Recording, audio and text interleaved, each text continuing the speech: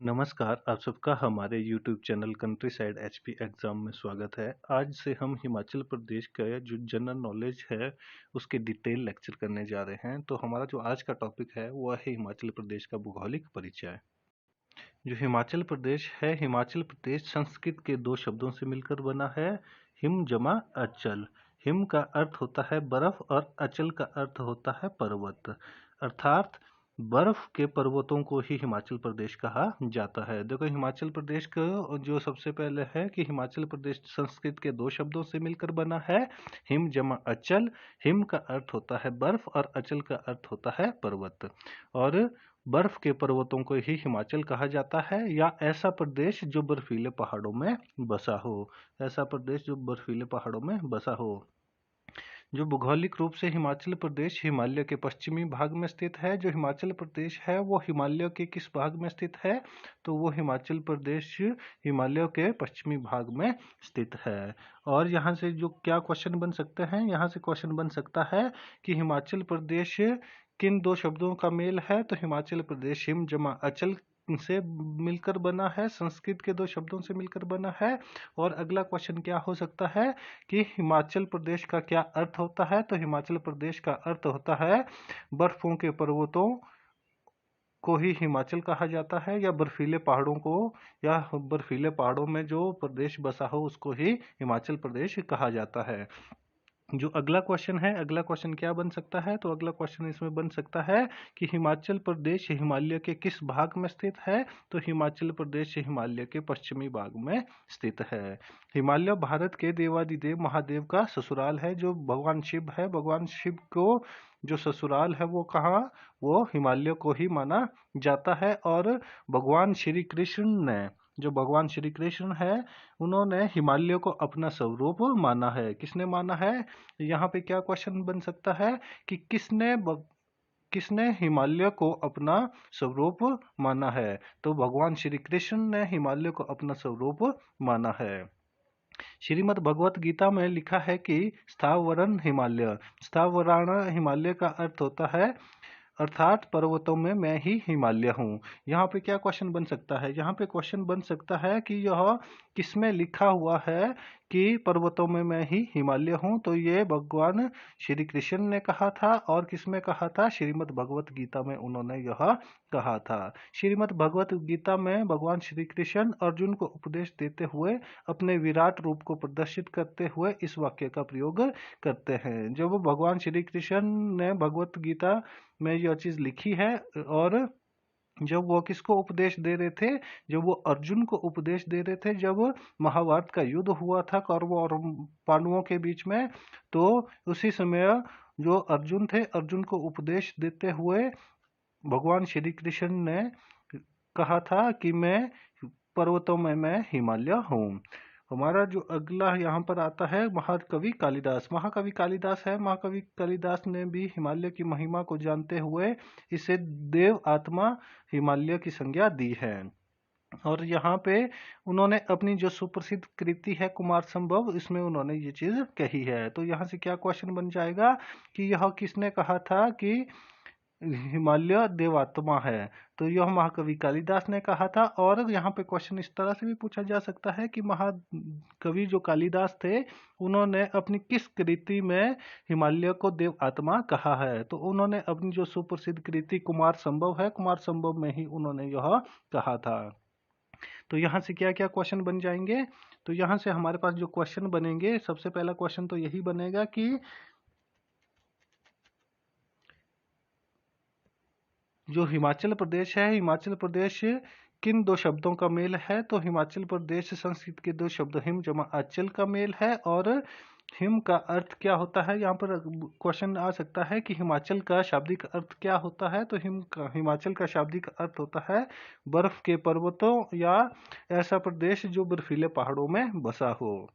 और जो एक और क्वेश्चन यहाँ पे जो बनेगा कि हिमाचल प्रदेश हिमालय पर्वत के किस स्थान पर स्थित है? तो हिमाचल प्रदेश हिमालय के पश्चिमी भाग में स्थित है। हिमालय भारत के देवादिदेव महादेव का ससुराल है। ये भी क्वेश्चन बन सकता है कि किसका, जो हिमालय पर्वत है वो किसका ससुराल है? तो वो भगवान शिव का ससुराल है। और श्री कृष्ण ने ही कहा था कि हिमालय मेरा अपना स्वरूप है। और किसमें कहा था? उन्होंने पर्वतों, और उन्होंने भगवत गीता में कहा था कि पर्वतों में मैं हिमालय हूँ। और जो अगला क्वेश्चन इसमें बनेगा कि किसने, महाकवि कालिदास ने किस कृति में हिमालय को देव आत्मा कहा था? तो उन्होंने हिमालय के देव आत्मा अपनी सुप्रसिद्ध कृति कुमार संभव में कहा था। जो हिमालय पर्वत कश्मीर घाटी से लेकर बर्मा तक फैला हुआ है, जो कश्मीर, जो हमारे पास हिमालय पर्वत है, हिमालय पर्वत कहाँ से कहाँ तक फैला हुआ है? यह कश्मीर घाटी से लेकर बर्मा तक फैला हुआ है। यहाँ पे हमारे पास ये वाला एरिया आ गया, यहाँ पे कश्मीर घाटी, और यहाँ पर ये जो बर्मा है, बर्मा को क्या कहा जाता है आज के समय में? म्यांमार कहा जाता है। तो यहाँ तक ये फैला हुआ है। तो ये सारा का सारा क्या हो गया? ये सारा का सारा हिमालय पर्वत है इस तरह से। और यह जम्मू कश्मीर से शुरू होते हुए हिमाचल प्रदेश, ये हमारे पास यहाँ पे हिमाचल प्रदेश आ गया, और उसके बाद गढ़वाल आ गया, उसके बाद ये कुमाऊं और गढ़वाल आ गया हमारे पास यहाँ पे। और उसके बाद यहाँ पे जो अगला वो आता है सिक्किम और भूटान। जो सिक्किम है, सिक्किम हमारे पास यहाँ आ गया, और इसके साथ ये वाला जो एरिया आगे लगता है ये भूटान लगता है। और नागालैंड, असम आदि क्षेत्र जो अरुणाचल है, यहाँ पे अरुणाचल आ गया, नागालैंड और असम का जो क्षेत्र है ये किस में आता है? ये सारा का सारा क्षेत्र यहाँ से जम्मू कश्मीर से लेकर इंडिया में कहाँ तक? हमारे पास यहाँ पे अंडमान निकोबार है, अंडमान निकोबार तक, यहाँ तक हमारी क्या जाती है? हिमालय पर्वत की श्रृंखला जाती है। और जो अंडमान निकोबार है वहाँ पर शिवालिक श्रेणी जाती है। तो इस तरह से जो हिमालय पर्वत है यह कहाँ से कहाँ तक फैला हुआ है? यह कश्मीर घाटी से शुरू होते हुए बर्मा तक फैला हुआ है, और जम्मू कश्मीर से होते हुए हिमाचल प्रदेश जो यहाँ पर है, जो इम्पोर्टेंट है सबसे, हिमाचल प्रदेश, और उसके साथ साथ कुमाऊं, गढ़वाल, और उसके बाद यहाँ पर हमारे पास सिक्किम, भूटान और नागालैंड, असम आदि क्षेत्र में ये फैला हुआ है।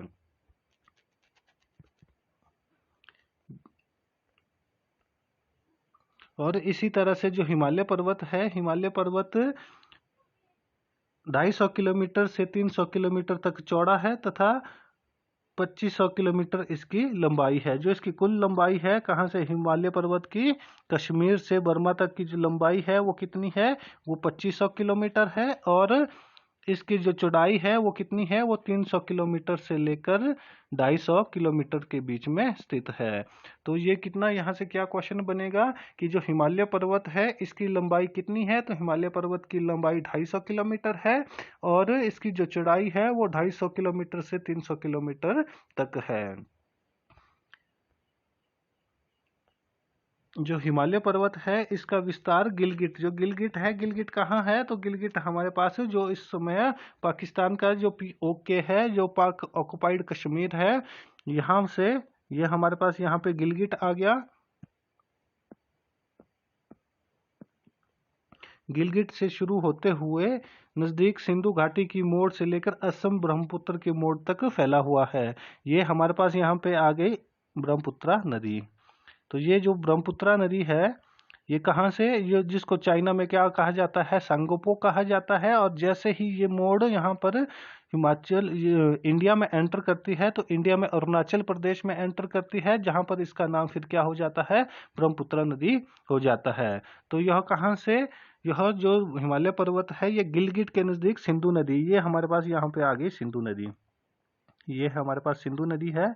तो सिंधु नदी यहाँ पर गिलगिट से होते हुए जो POK में है, जो पाक ऑक्युपाइड कश्मीर से लेकर हमारे जो अरुणाचल प्रदेश में ब्रह्मपुत्र नदी का जो मोड़ है वहां तक इसको माना जाता है। तो जो ये वाला एरिया है पूरा का पूरा, ये कौन सा है? ये हिमालय पर्वत है। और इसके साथ साथ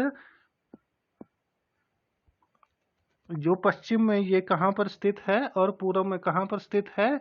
तो जो ये सामान्यतः जो गिलगिट तक इसका विस्तार फैला हुआ है, हिमालय पर्वत जो पश्चिम में नंगा पर्वत तथा पूर्व में नामचा बरुआ शिखर के मध्य एक चाप की आकृति धारण करता है। जो पश्चिम में कहाँ, जो अभी तक मैंने आपको बताया था कि गिलगिट के नजदीक कौन सा पर्वत है?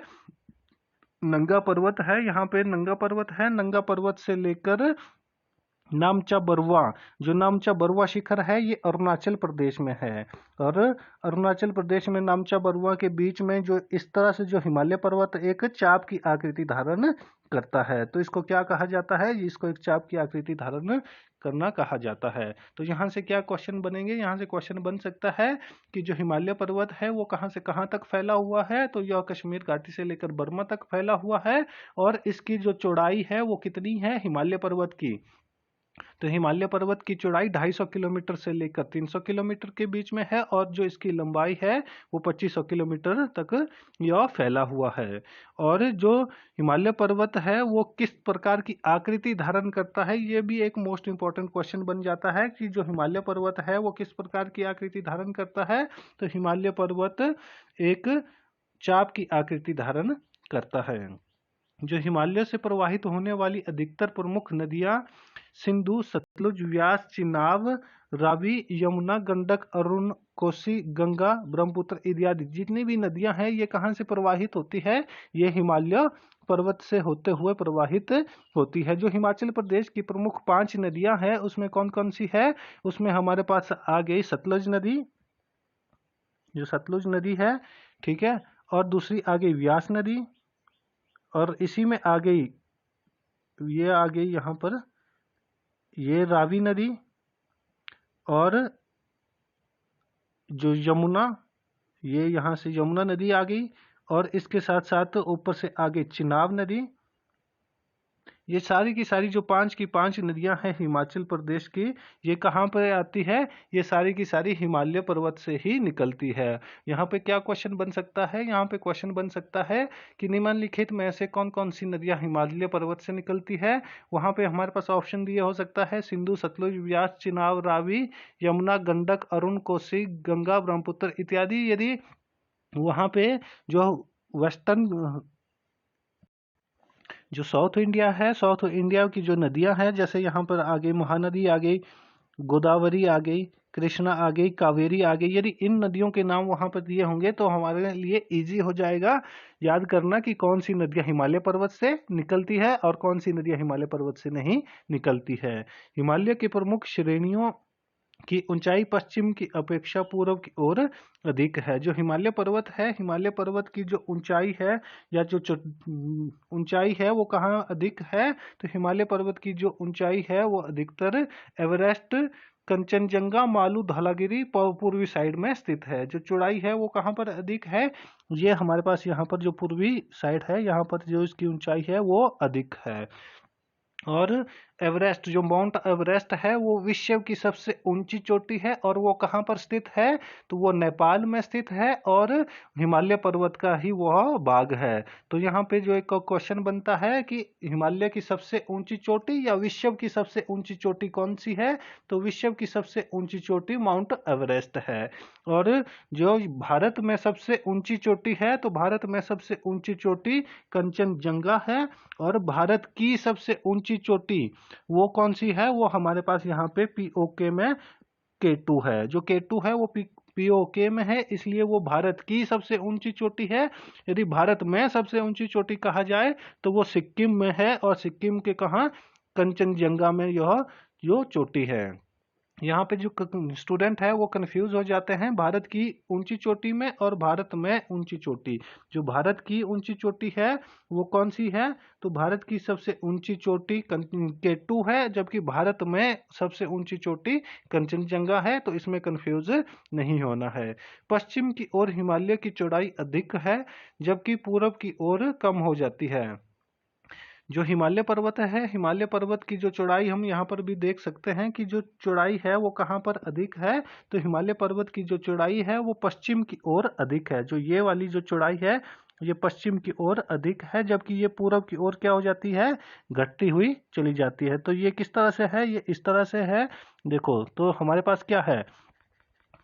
यहाँ पे ये बन जाता है कि हिमालय पर्वत है तो हिमालय पर्वत की जो चौड़ाई है वो किस तरफ को अधिक है, तो हिमालय पर्वत की चौड़ाई पश्चिम की ओर अधिक है, जबकि पूर्व की ओर इसकी चौड़ाई कम हो जाती है। तो यहाँ से क्या क्वेश्चन बन सकता है, यहाँ से क्वेश्चन बन सकता है, स्टेटमेंट में भी ये क्वेश्चन बन सकता है। वहाँ पे एक स्टेटमेंट दी हुई होगी कि जो हिमालय पर्वत है, हिमालय पर्वत की जो चौड़ाई है वो पूर्व की ओर कम है, तो वो स्टेटमेंट सही हो जाएगी। या क्वेश्चन इस तरह से भी वहां पे स्टेटमेंट दी जा सकती है कि हिमालय पर्वत की जो चौड़ाई है वो पश्चिम की ओर कम है, तो ये स्टेटमेंट क्या हो जाएगी, ये फॉल्स हो जाएगी।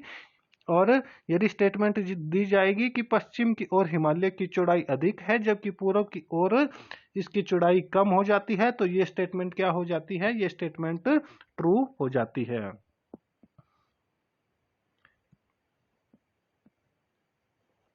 तो अगला हमारे पास है कि हिमालय जो पर्वत है, हिमालय पर्वत को 3 भागों में बांटा जा सकता है, जो इसके प्रमुख 3 खंड किए जा सकते हैं, जिसमें लघु हिमालय, जिसमें ग्रेटर हिमालय आ गया हमारे पास, उसके बाद जो मध्य हिमालय है या जिसको लघु हिमालय भी कहा जाता है, और जो तीसरा आता है वो आता है शिवालिक रेंज। जो शिवालिक यहाँ पे हमारे को दिखाई भी दे रहा होगा, ये शिवालिक रेंज आ गया हमारे पास यहाँ पे, और इसके बीच में जो यहाँ आएगा वो आ गया हमारे पास मध्य हिमालय या लघु हिमालय, और जो इसके ऊपर आता है यहाँ पर ये आता है ग्रेटर हिमालय।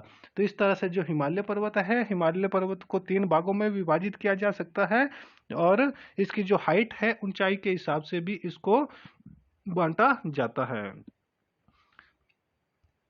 जो हिमालय पर्वत है, हिमालय पर्वत के उद्भव का विकास, कि हिमालय पर्वत का विकास कैसे हुआ, और उसके साथ साथ हम देखेंगे कि भाई जो हिमालय पर्वत है उसका विकास के साथ जो हिमाचल प्रदेश है, इंडिया है, उसका विकास भी इसके साथ ही होता है।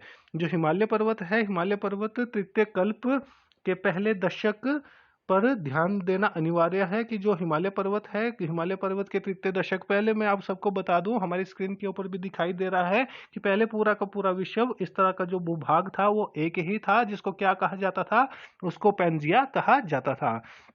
और ये कितने वर्ष पहले की बात है, ये 225 मिलियन ईयर्स एगो पहले जो पूरा विश्व था वो क्या था, वो एक ही भूभाग में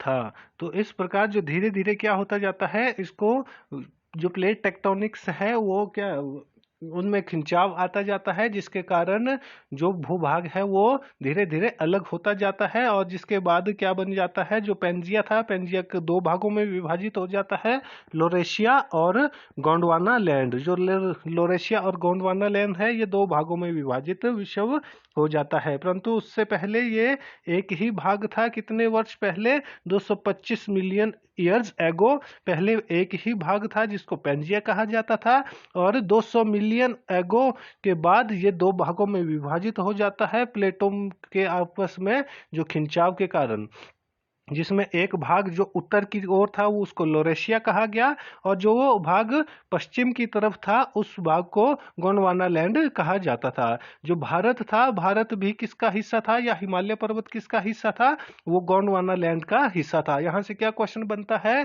कि जो भारत था वो गोंडवाना लैंड का हिस्सा था या लोरेशिया का हिस्सा था, तो उसका आंसर हो जाएगा भारत गोंडवाना लैंड का हिस्सा था। और इसी प्रकार से जो हिमालय पर्वत है, हिमालय पर्वत भी गोंडवाना लैंड का ही हिस्सा था। और इसके बीच में जो आता है, और वो आता है टेथिस सागर, जो इम्पोर्टेंट है, जिसके बारे में हम आगे भी पढ़ेंगे, टेथिस सी के बारे में। जो टेथिस सी है, यहीं पर हिमालय पर्वत का उद्भव होता है और भारत का निर्माण भी यहीं पर होता है। तो इस कल्प के प्रारंभ होने से पूर्व 7 करोड़ वर्ष पहले हिमालय के स्थान पर एक लंबा संकरा जलमग्न क्षेत्र था, जो टेथिस सागर के नाम से विख्यात था। जो मैंने आपको पहले बताया कि इसके बीच में, किसके बीच में, लोरेशिया और गोंडवाना लैंड के बीच में एक सागर था, जिसको क्या कहा जाता था, जिसको टेथिस सी कहा जाता था। इस टेथिस सागर के उत्तर एवं दक्षिण की ओर क्रमशः अंगारा लैंड एवं गोंडवाना लैंड के दृढ़ भूभाग थे। जैसे मैंने आपको बताया कि इसके उत्तर और उत्तर और दक्षिण की ओर, उत्तर की ओर लोरेशिया था और दक्षिण की ओर गोंडवाना लैंड था, और इसके बीच में कौन सा सागर था, तो इसके बीच में टेथिस सागर था। और हिमाचल प्रदेश ऐसे ही हिमालय पर्वत की गोद में स्थित था। और जो श्रेणियां विश्व भर में सबसे कम आयु का है। जो हिमाचल प्रदेश है, हिमाचल प्रदेश कहाँ पे स्थित है, तो वो हिमालय पर्वत में स्थित है। और जो हिमालय पर्वत की कौन सी श्रेणी, जो शिवालिक श्रेणी है, वो सबसे युवा श्रेणी कही जाती है विश्व भर में पर्वत श्रृंखलाओं में। तो हिमाचल प्रदेश कौन सी श्रेणी में बसा हुआ है, तो वो शिवालिक श्रेणी में बसा हुआ है। जो हिमाचल प्रदेश, जो हिमालय पर्वत या विश्व की सबसे युवा या सबसे कम आयु की श्रेणी कही जाती है। 10 करोड़ वर्ष पहले जो भारत एशिया की ओर सरक रहा था, तब उत्तर की ओर तैतीस सागर में ज्वालामुखी टापू की एक श्रृंखला बन गई थी।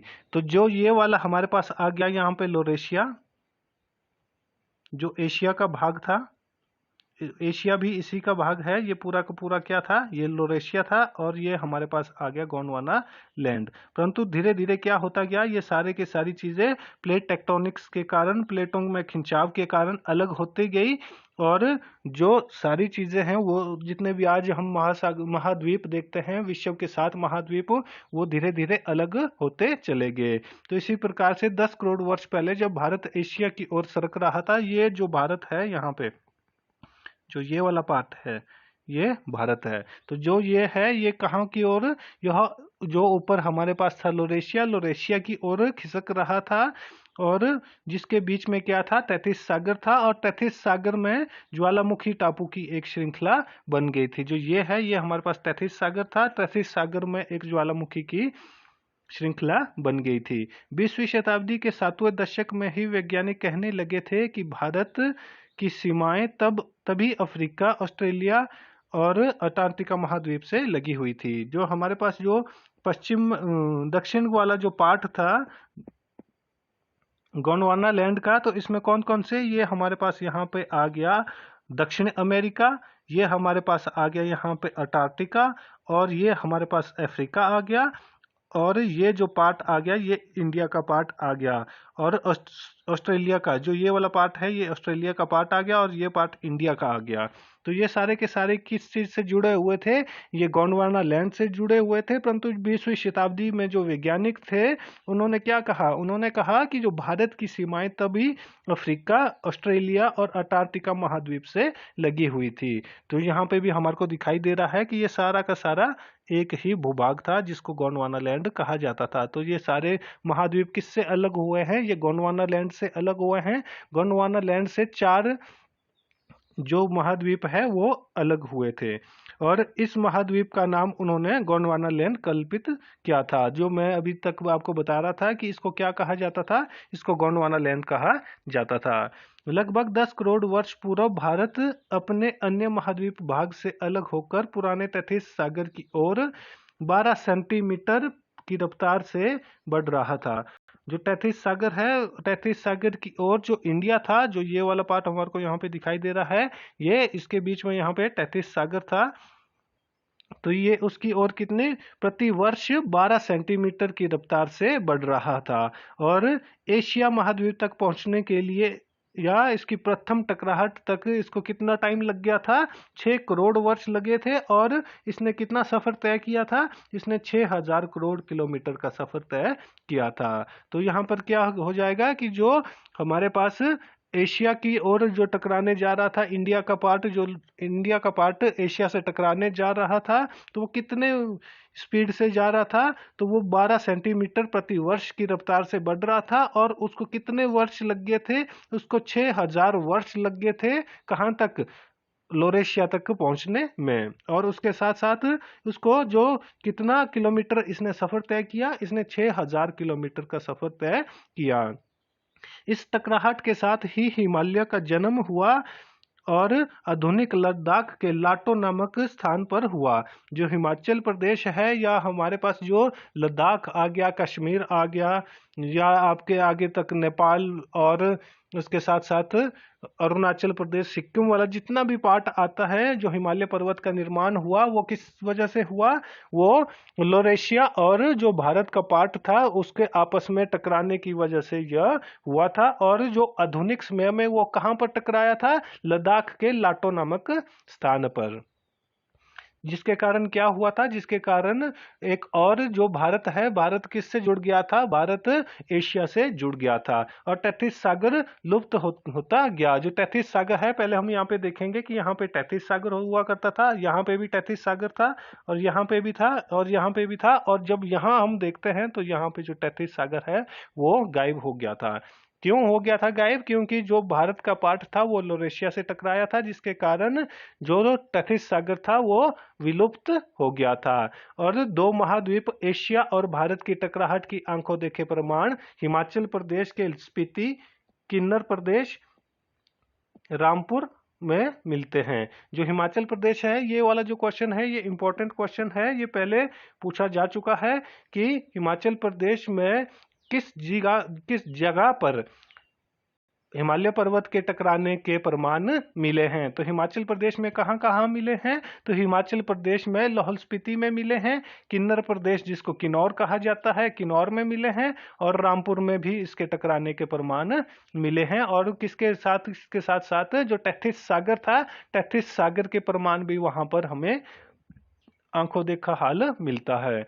तो यहाँ से जो एक क्वेश्चन बनता है, ये मोस्ट इंपॉर्टेंट क्वेश्चन है।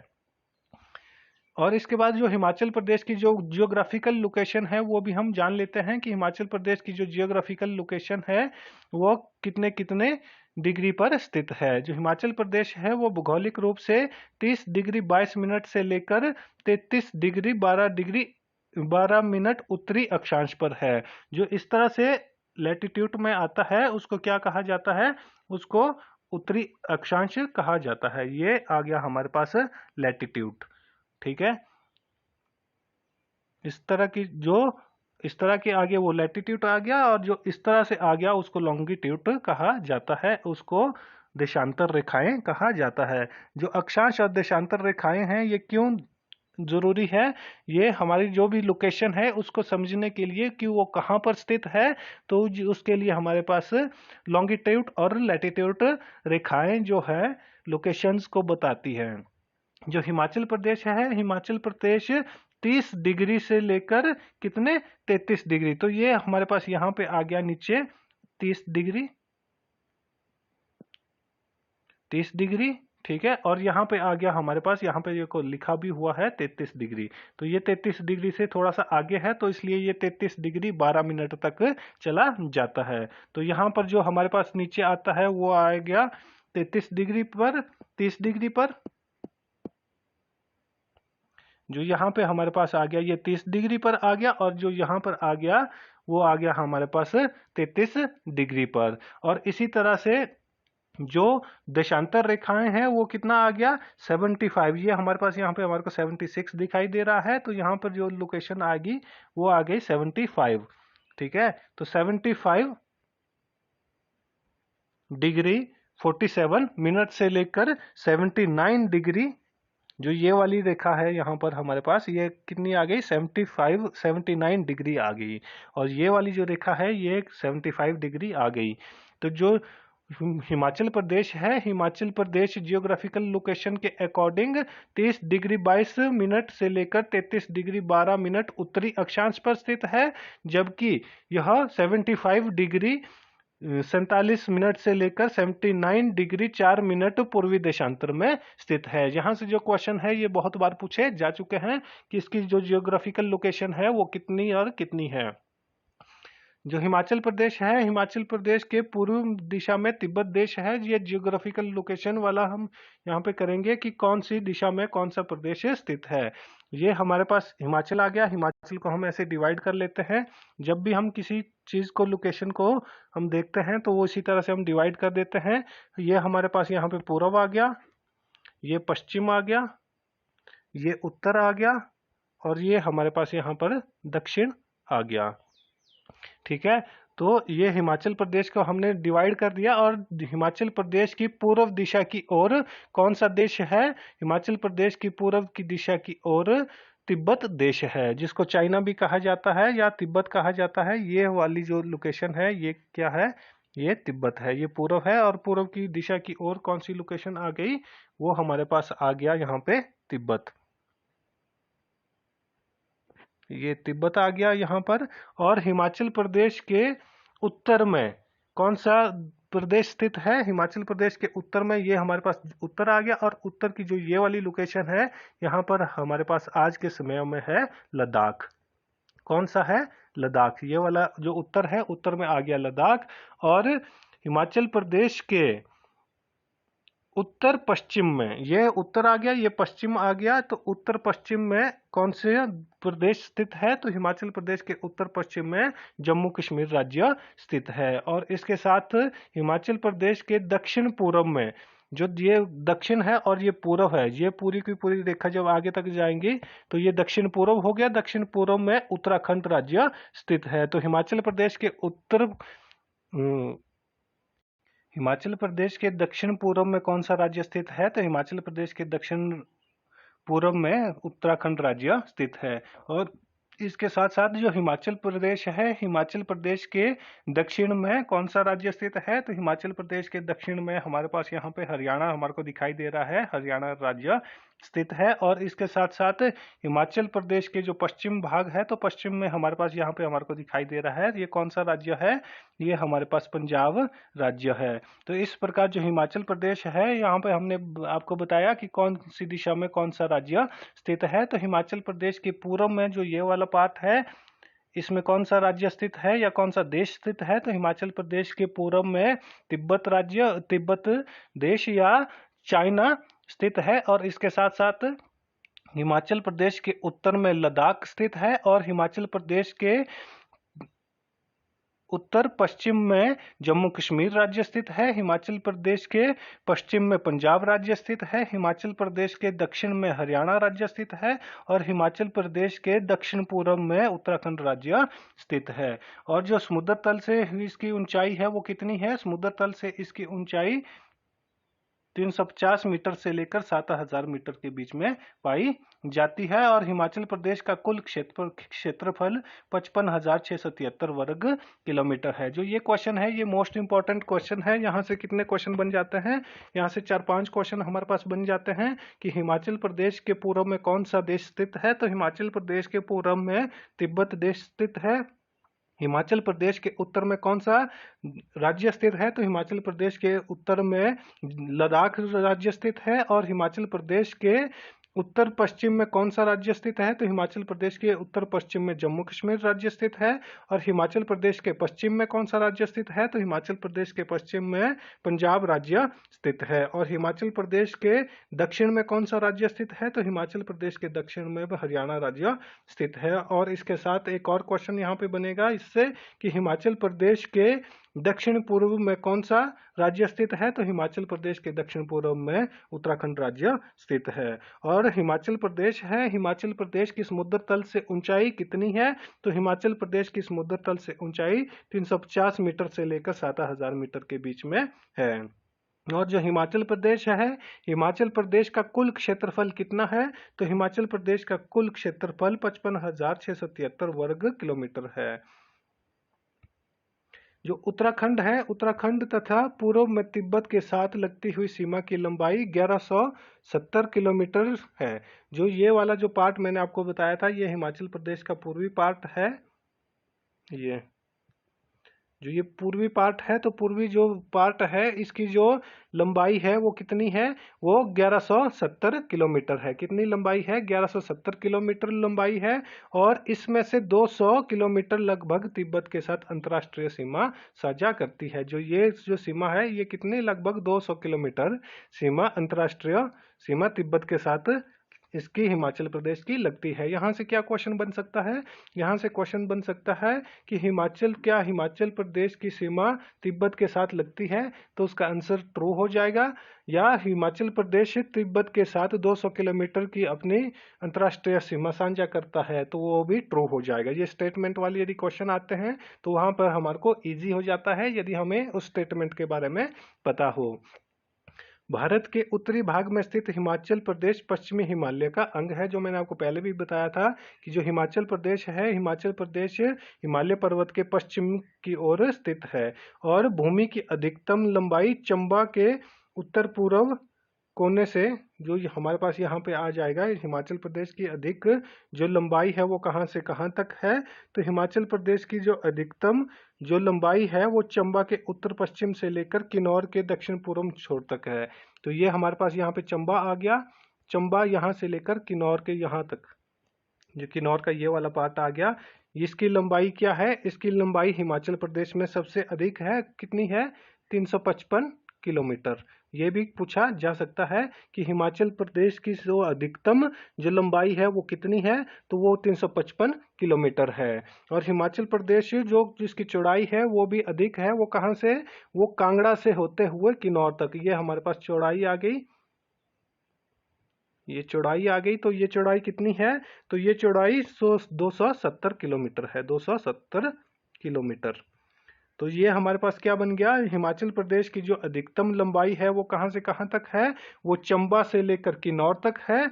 और जो अधिकतम चौड़ाई है वो कहाँ से है? वो कांगड़ा से लेकर किन्नौर के बीच में स्थित है। और जो अधिकतम लंबाई है वो कितनी है? वो 355 किलोमीटर है। और जो अधिकतम चौड़ाई है वो कितनी है? वो 270 किलोमीटर के बीच में स्थित है। तो आज हमने पढ़ा हिमाचल प्रदेश की भौगोलिक स्थिति के बारे में, कि हिमाचल प्रदेश की जो जियोग्राफिकल लोकेशन क्या क्या है, और हिमालय पर्वत का उद्भव कैसे हुआ, और हिमालय पर्वत के जो अवशेष है वो कहाँ पर हिमाचल प्रदेश में मिलते हैं, और हिमालय पर्वत को कितने भूभागों में बांटा जाता है। और इसके साथ साथ हमने देखा कि जो हिमाचल प्रदेश है, हिमाचल प्रदेश कितने डिग्री उत्तरी अक्षांश पे और कितने डिग्री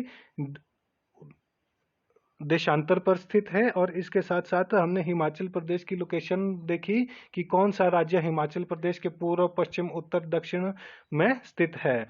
और जो हिमाचल प्रदेश है, हिमाचल प्रदेश की जो अधिकतम लंबाई और चौड़ाई है उसके बारे में भी हमने आज पढ़ा। तो जो हमारा आज का लेक्चर है वो यहीं पर समाप्त होता है। Thank you.